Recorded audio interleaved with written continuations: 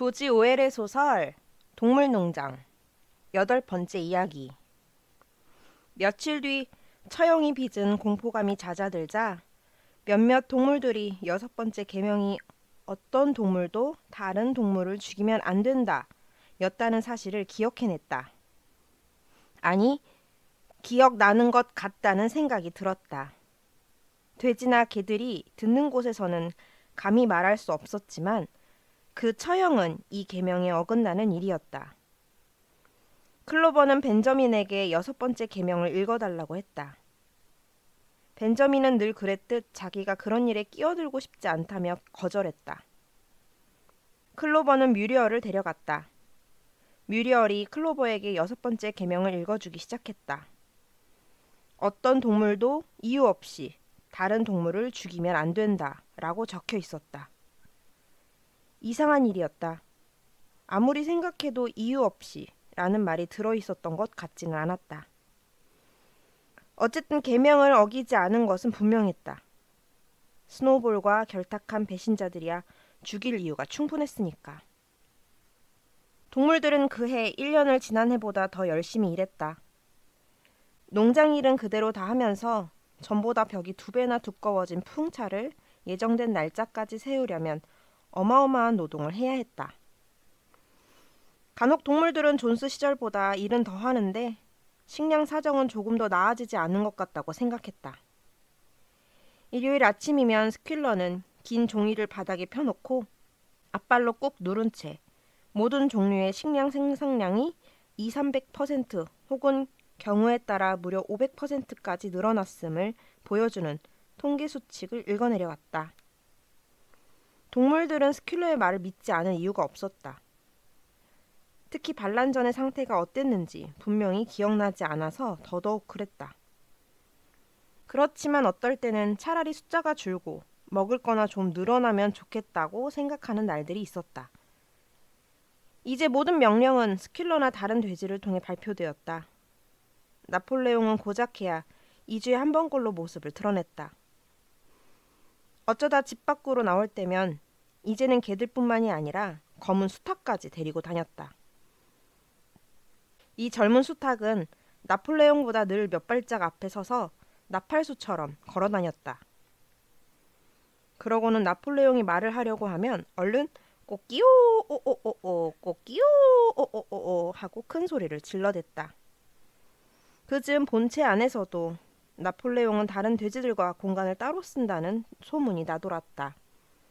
식사도 개 2마리의 시중을 받으며 혼자 한다고 했다. 음식은 거실 유리장에 따로 보관된 최고급 크라운 더비즈 식기에만 담아 먹는다고 했다. 또한 기존의 2 기념일 말고도 이제부터는 나폴레옹의 생일에도 축포를 쏘겠다는 발표가 나왔다. 나폴레옹은 이제 그냥 나폴레옹이 아니었다.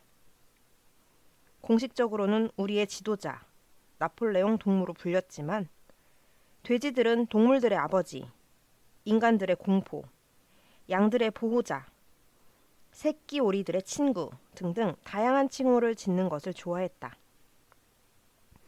스퀼러는 눈물까지 흘리며 나폴레옹의 현명함과 어진 마음씨에 대해 연설했다. 그러면서 그가 이 세상의 모든 동물들, 특히 다른 농장에서 여전히 노예처럼 착취당하며 무지 속에 살아가는 불쌍한 동물들에게 얼마나 깊은 애정을 가지고 있는지 아느냐고 강조했다.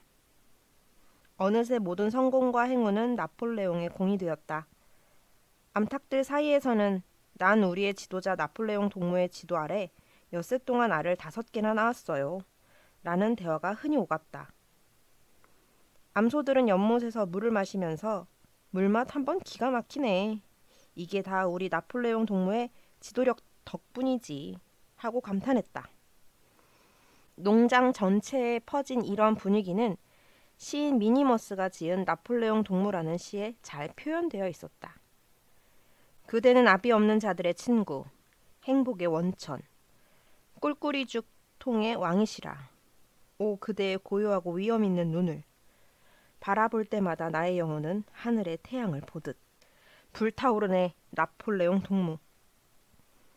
그대는 백성들이 바라는 모든 것을 주시는 분. 하루에 2번 배를 채워주시고 뒹굴 수 있는 깨끗한 집을 주신다네. 크고 작은 동물들이 우리에서 모두 평화로이 잠든 사이 그대는 이 모든 것을 지켜주시네. 나폴레옹 동무.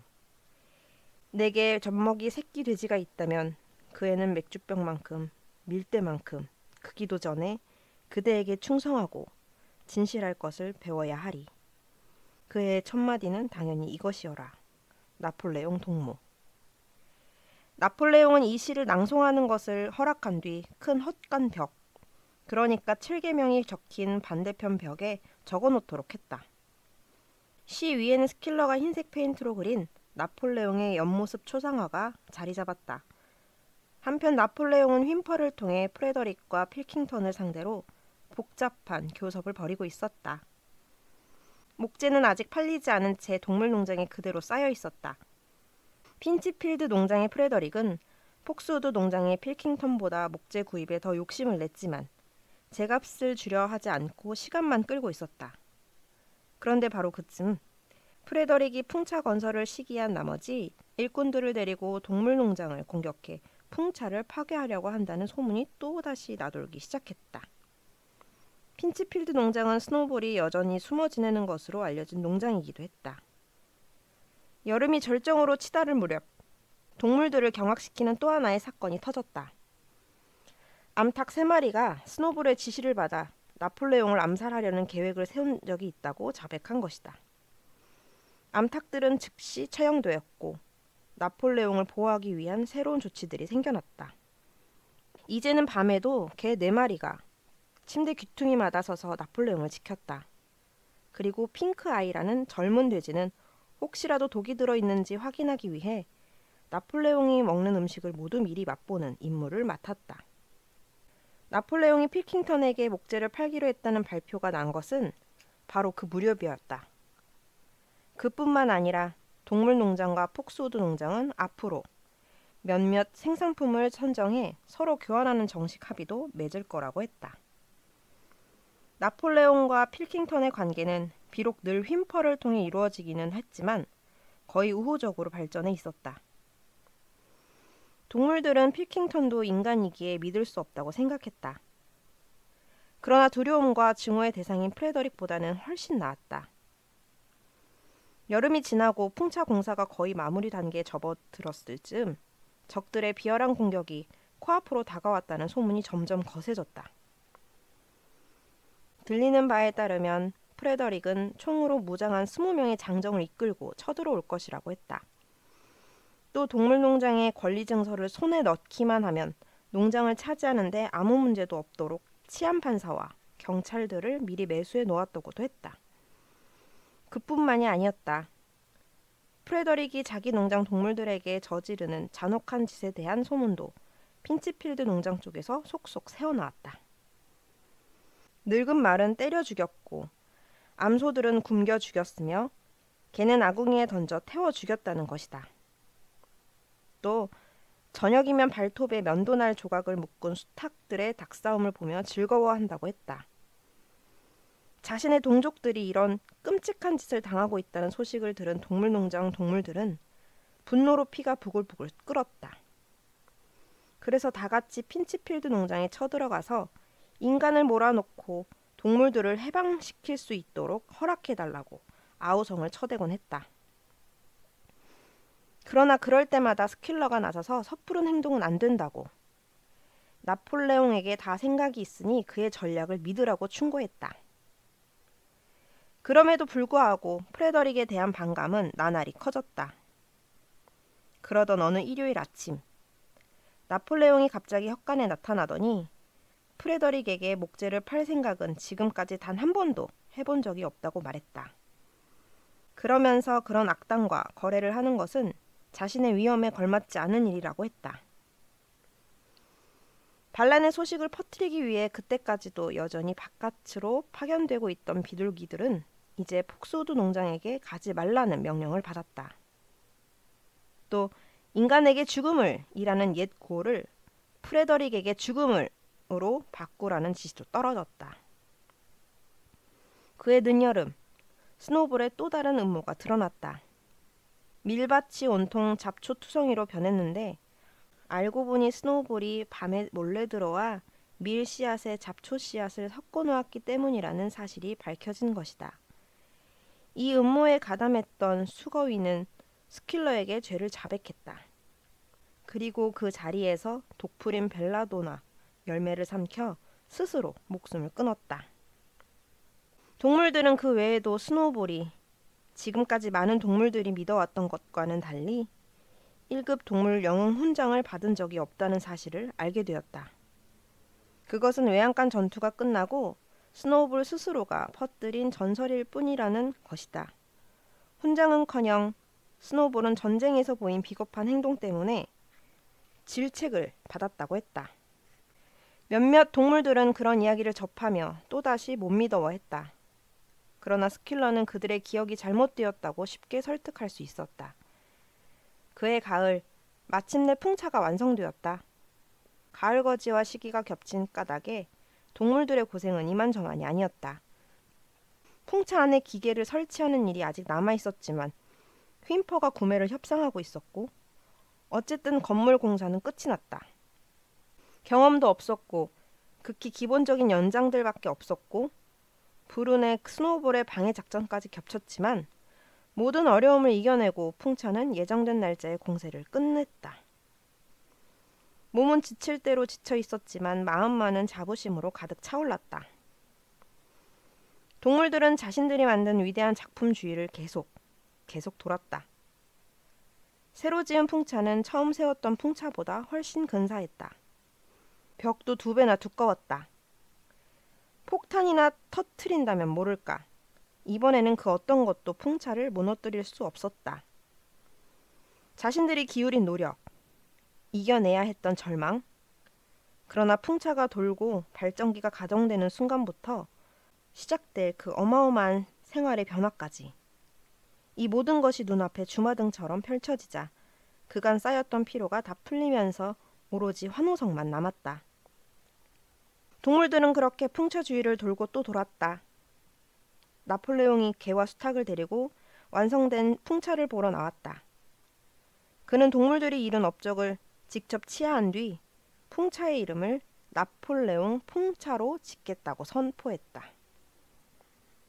이틀 뒤 동물들은 헛간에서 열리는 특별회의에 소집되었다. 동물들이 모이자 나폴레옹은 프레더릭에게 목재를 팔았다고 발표했다.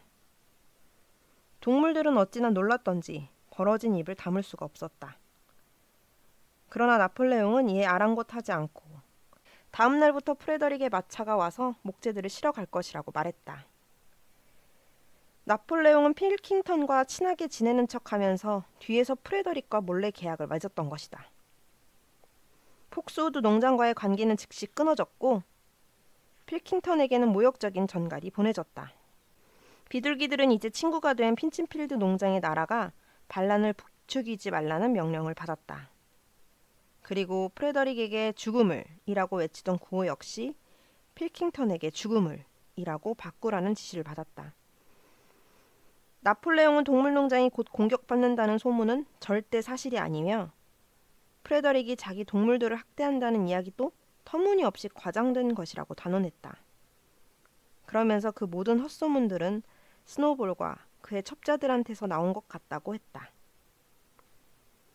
스노우볼이 핀치필드 농장에 숨어있지 않다는 사실이 확인되었다는 것이다.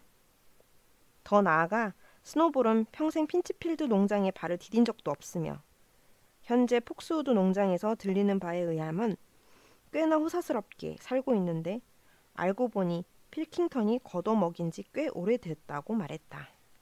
돼지들은 나폴레옹의 교묘한 술책을 알고 열광의 도가니에 빠졌다.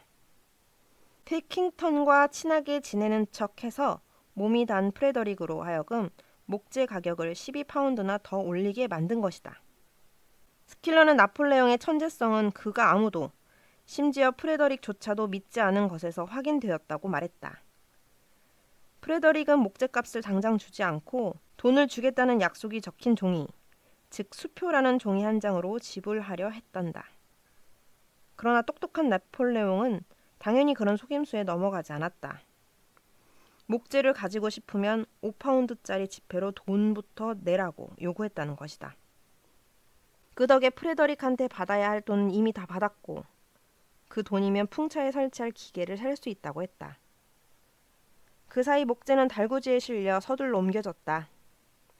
목재 운반이 모두 끝나자 동물농장에서는 또 다른 특별 모임이 소집되었다.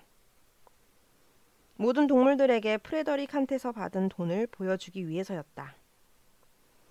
나폴레옹은 훈장 2개를 가슴에 단 채 환한 미소를 지으며 연단 위 밀집으로 만든 자리에 앉아 편히 있었다. 그 옆에는 본체 부엌에서 내온 사기 접시 위에 돈다발이 차곡차곡 쌓여 있었다. 동물들은 천천히 그 앞을 걸어가면서 돈 구경을 그야말로 질릴 때까지 했다. 복서는 돈에 코를 대고 냄새까지 맡았다. 복서의 콧김에 얇고 하얀 지폐들이 바스락 소리를 내며 팔랑거렸다. 그런데 겨우 사흘 뒤 동물농장이 발칵 뒤집히는 일이 벌어졌다. 얼굴이 백지장처럼 하얗게 질린 휜퍼가 자전거를 타고 허겁지겁 달려오더니 앞마당에 자전거를 내팽개친 채 곧장 본체로 뛰어들어갔다. 다음 순간 나폴레옹의 거처 쪽에서 숨이 당장이라도 넘어갈 듯한 분노의 고함 소리가 터졌다. 무슨 일이 있었는지에 대한 소문은 들불 번지듯 순식간에 온 농장으로 퍼졌다. 지폐는 모두 가짜였다. 프레더릭이 돈 한 푼 내지 않고 목재를 모두 가져간 것이다.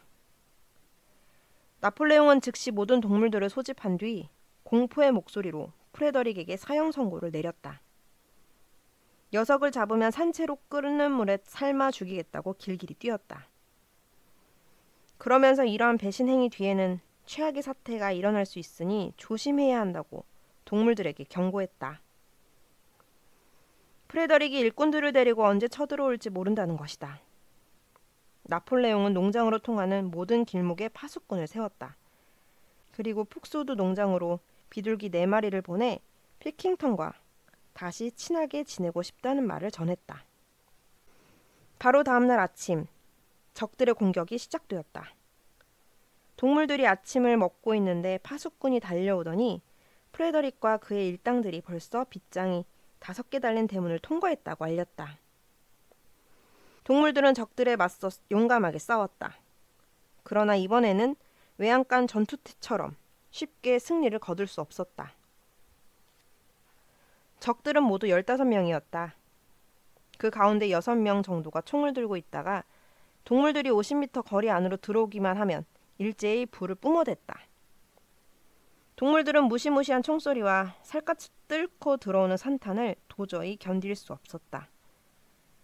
동물들이 뿔뿔이 흩어지는 것을 막기 위해 나폴레옹과 복서가 필사적으로 노력했지만 얼마 못 가 적들에게 밀리고 말았다. 다친 동물들도 이미 상당수였다.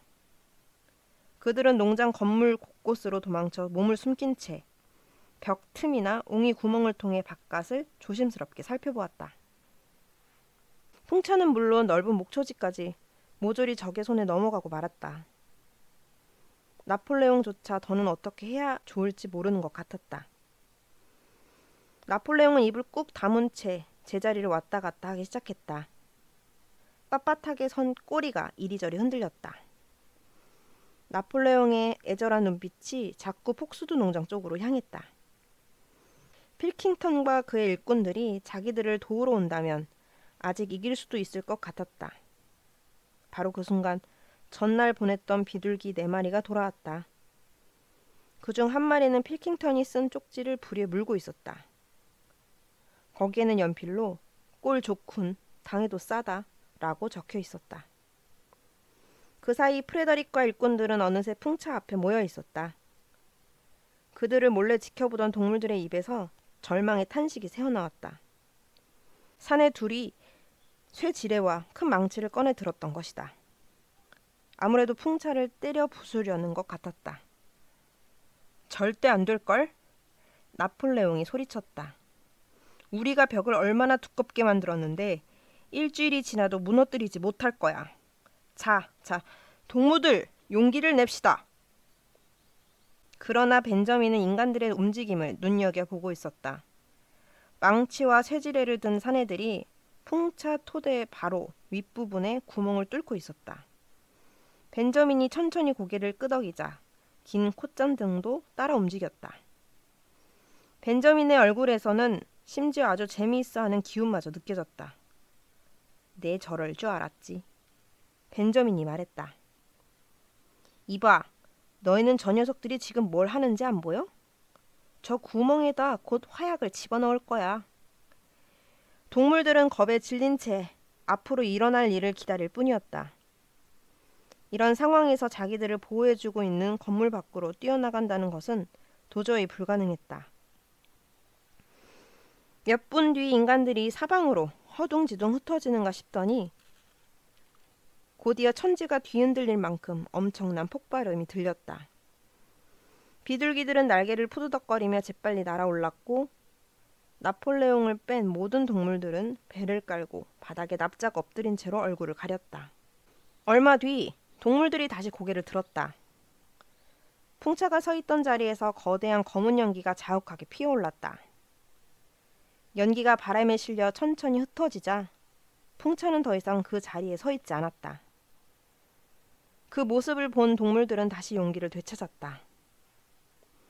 조금 전까지 느꼈던 공포와 절망감은 이 악랄하고 비열한 행위에 대한 분노에 가라앉아 버렸다. 복수를 위한 우렁찬 함성이 터져나오는가 싶더니 동물들은 명령도 기다리지 않고 하나가 되어 적들에게 돌진했다. 끔찍한 산탄들이 또다시 우박처럼 쏟아졌지만 이번에는 아랑곳하지 않았다. 참혹하고 치열한 전투가 벌어졌다. 인간들은 총을 쏘고 또 쐈다. 그러다 동물들이 코앞까지 다가오면 이번에는 몽둥이를 휘두르고 무거운 장화 발로 마구 걷어찼다. 암소 1마리, 양 3마리, 거위 2마리가 목숨을 잃었고 거의 모든 동물들이 다쳤다. 뒤에서 전투를 지휘하기만 했던 나폴레옹마저도 산탄을 맞아 꼬리끝이 잘려나갔다. 그러나 인간들도 무사하지는 못했다. 장정들 가운데 3명이 복서의 발길에 차여 머리가 터졌고 1명은 쇳불에 배를 찔렸다. 다른 하나는 제시와 블루벨한테 물어뜯겨 바지가 갈갈이 찢어졌다. 또 나폴레옹의 경호원인 개 9마리가 주인의 지시에 따라 산 울타리 밑으로 해서 적들에게 다가갔다. 그러고는 옆으로 기습 공격을 가했다. 개들이 난폭하게 짖으며 갑자기 달려들자 인간들은 겁에 질려 우왕좌왕했다. 그들은 자신들이 포위될 위험에 처했다는 사실을 깨달았다. 프레더릭이 도망칠 수 있을 때 어서 빠져나가자고 소리를 질렀다. 그러자 겁쟁이 적들은 죽기 살기로 도망치기 시작했다. 동물들은 들판 끝까지 쫓아가 인간들이 가시덤불로 된 산울타리를 헤집고 간신히 빠져나가는 순간까지 엉덩이를 몇 번씩 걷어차 주었다. 동물들의 승리였다. 그러나 다들 지치고 피를 흘리고 있었다. 동물들은 다리를 절룩거리며 농장으로 느릿느릿 향했다. 목숨을 잃은 동료들이 풀밭에 나자빠져 있는 모습이 보이자 몇몇은 감정이 북받쳐 울음을 터뜨렸다. 풍차가 서 있던 곳에 다다랐을 때는 다들 슬픔에 침묵에 잠긴 채 잠시 걸음을 멈추었다. 풍차는 정말로 사라지고 없었다. 그들의 피땀 어린 노동은 마지막 흔적까지 거의 다 날아가 찾아볼 수가 없었다. 심지어 풍차의 토대마저 부분적으로 파괴된 상태였다. 이번에는 지난번처럼 무너진 돌들을 걸어 모아 그대로 다시 쌓아 올릴 수도 없었다. 돌들이 다 사라진 탓이었다. 어마어마한 폭발의 힘이 돌들을 수백 미터 밖으로 날려버린 것이다. 풍차는 마치 그곳에 아예 없었던 것처럼 보였다. 동물들이 농장에 다다르자 기이하게도 전투가 벌어지는 동안에는 코빼기도 보이지 않던 스킬러가 얼굴에 미소를 가득 띤 채 꼬리를 휘저으며 달려왔다. 농장 건물들 쪽에서 총소리가 장엄하게 울렸다. 복서가 물었다. 총을 왜 쏘는 거죠? 스킬러가 소리쳤다. 우리의 승리를 축하하기 위해서죠. 승리? 무슨 승리? 복서의 무릎에서는 피가 흘렀고 편자 하나가 빠지는 바람에 발굽이 갈라져 있었다. 또 뒷다리에는 산탄이 12발이나 박혀 있었다. 무슨 승리라니요, 동무? 우리가 적들을 이 땅에서 우리 동물농장의 신성한 땅에서 몰아내지 않았나요? 하지만 녀석들은 우리의 풍차를 박살냈어요. 우리가 2년 동안 피땀 흘려서 세운 풍차를 말이에요. 그래서요. 풍차는 다시 세우면 됩니다. 마음만 먹으면 풍차 같은 건 6개라도 세울 수 있습니다. 동무는 우리가 이룬 이 위대한 업적을 인정하지 않는 거요? 적들은 우리가 지금 서 있는 이 땅을 점령했었소. 하지만 나폴레옹 동무의 지도력 덕분에 이 땅의 마지막 센티미터까지 고스란히 되찾았단 말이오. 복서가 말했다. 그럼 결국 우리가 가지고 있던 걸 다시 가지게 됐군요. 스퀼러가 대꾸했다. 그게 우리의 승리라는 거요. 동물들은 절뚝거리며 앞마당으로 들어섰다. 복서는 살에 박힌 산탄 때문에 뒷다리가 미칠 듯이 욱신거렸다. 토대부터 다시 시작해야 할 풍차 재건이 얼마나 힘겨운 일이 될지 눈에 선했지만 복서는 그 일을 위해 벌써부터 마음을 다잡고 있었다. 그런데 바로 그 순간 난생 처음으로 자신이 벌써 11살이나 먹었고 자신의 단단한 근육도 예전 같지 않을 수 있다는 생각이 들었다. 한편 동물들은 초록 깃발이 나부끼는 모습을 보고 7발의 축포가 발사되는 소리를 듣고 자신들의 공을 치하하는 나폴레옹의 연설을 듣고 있자니 자신들이 입은 피해를 떠나 정말로 큰 승리를 거둔 듯한 느낌이 서서히 들기 시작했다. 전투에서 목숨을 잃은 동물들의 장례식이 엄숙하게 치루어졌다. 복서와 클로버는 연구차가 된 달구지를 끌었고 나폴레옹은 몸소 장례 행렬을 이끌며 맨 앞에서 걸었다. 승전 축하 행사는 꼬박 이틀 동안이나 계속되었다. 노래와 연설이 이어지고 더 많은 축포가 발사되었다. 모든 동물들은 사과 1개, 새들은 곡물 60g, 개들은 개 비스킷 3개를 특별 선물로 받았다. 또 이번 전투는 풍차 전투로 이름을 지을 것이며 나폴레옹이 초록 깃발 훈장이라는 새로운 훈장을 만들어 자신에게 수여하기로 했다는 발표도 있었다. 다들 승리를 축하하며 기뻐하느라 위조 지폐 사건은 동물들의 기억 속에서 까맣게 잊혀졌다. 그로부터 며칠 뒤 돼지들은 본체 지하실에서 우연히 위스키 상자를 발견했다. 처음 본체로 거쳐 옮겼을 때는 미처 못 보고 넘어간 상자였다. 그날 밤 본체에서 커다란 노랫소리가 울려 퍼졌다. 놀랍게도 그 가운데에는 영국의 동물들 가락도 섞여 있었다. 9시 반쯤 존스가 쓰던 낡은 중절 모자를 머리에 뒤집어 쓴 나폴레옹이 뒷문에서 나오더니 앞마당을 있는 힘껏 한 바퀴 돈 뒤 다시 집 안으로 사라지는 광경도 분명히 목격되었다. 그러나 아침이 되자 본체 주변은 쥐죽은 듯 조용했다. 단 한 마리의 돼지도 일어나 움직이는 기척이 없었다. 스퀼러가 모습을 드러낸 것은 9시가 다 돼서였다. 스퀼러는 침통한 표정으로 느릿느릿 걸어 나왔다. 눈은 흐리멍덩하고 꼬리는 맥없이 축 늘어진 것이 무슨 준병에라도 걸린 듯한 모습이었다. 스퀼러는 동물들을 모두 불러 모으더니 끔찍한 소식이 있다고 말했다. 나폴레옹이 지금 죽어가고 있다는 것이었다. 슬픔에 젖은 울음소리가 여기저기서 터져나왔다. 동물들은 본체 현관문 앞에 짚을 깔고 발끝으로 살금살금 조용히 걸어다녔다. 눈물을 글썽거리며 지도자가 떠나면 앞으로 어떻게 되는 거냐고 서로에게 물으며 걱정하는 동물들도 있었다. 스노우볼이 나폴레옹의 음식에 독을 집어넣는데 마침내 성공했다는 소문도 퍼졌다. 11시가 되자 스퀼러가 또 다른 발표를 하기 위해 모습을 드러냈다. 나폴레옹이 죽기 전 이 세상에서 행하는 마지막 조치로 술을 마시면 사형에 처한다는 법령을 선포했다는 것이다. 그러나 저녁이 되자 나폴레옹의 병세가 나아지는 듯 싶었다. 다음 날 아침이 되자 나폴레옹은 스퀼러가 회복되어 가는 중이라는 소식을 모두에게 알릴 수 있을 정도로 상태가 좋아졌다. 그리고 그날 저녁 나폴레옹은 다시 일을 시작했다.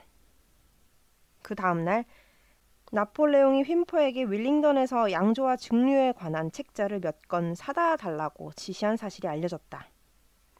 일주일 뒤 나폴레옹은 예전에 은퇴한 동물들의 쉼터로 쓰기 위해 남겨두었던 과수원 너머의 작은 박목장을 쟁기로 갈아 일구도록 지시했다.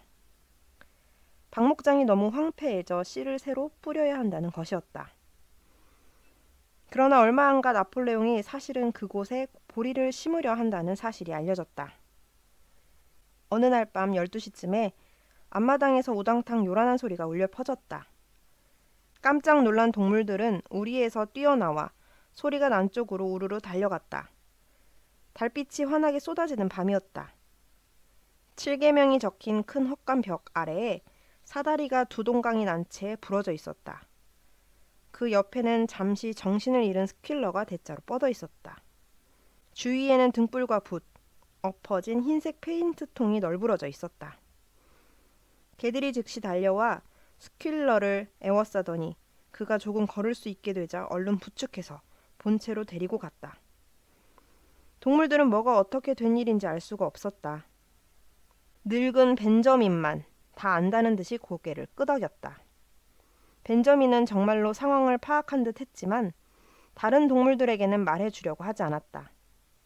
그런데 며칠 뒤 뮤리얼은 혼자 7계명을 읽어보다가 자신들이 잘못 기억하고 있는 계명이 하나 더 있다는 사실을 깨달았다. 동물들은 5번째 계명이 어떤 동물도 술을 마시면 안 된다 라고 생각했다.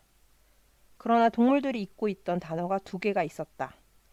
원래 계명은 어떤 동물도 술을 너무 많이 마시면 안 된다 였던 것이다.